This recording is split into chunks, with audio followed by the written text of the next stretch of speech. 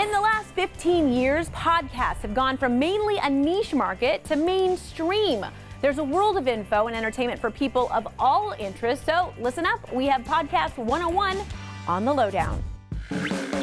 There are over 500,000 podcasts in existence, but that doesn't mean we all know what they are. A podcast is simply a piece of audio, a story or an interview or a documentary series that you can download and listen to whenever you want. Chris Bannon, Chief Content Officer at Stitcher, a podcast app, is here with a lesson on podcasts. First, where did they come from? Podcasting has been around for more than a decade, but I would say that it became really popular. It exploded in 2014 with the publication of a series called Serial. I definitely understand that someone could look at this and say, oh man, he must be lying. It's so coincidental. And since then, there's now something for everyone, from shows about true crime to news. From the New York Times, I'm Michael Barbaro. This is The Daily.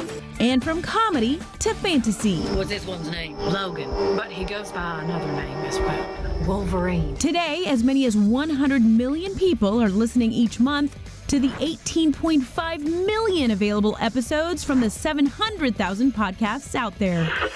But unlike AM/FM radio, podcasts play through apps. So here's how to tune in. Stitcher has built the first widely available Android app. So Apple has an app that's built into the iPhone. Spotify is getting into the podcasting business in a big way. You can listen on your smart device through the app or on a computer from the website. If you click that little subscribe button, it will make sure to feed you new episodes of the show. Which leads us to the third part of the lesson. What are some of today's fan favorites? Right now, I think there's never been more variety in what's popular in podcasting. Dirty John is a series that came out a couple of years ago. Whether to intimidate people or to impress them with his dark glamour, he bragged frequently about his underworld ties. This true crime podcast is also a hit series on Bravo. I'm John.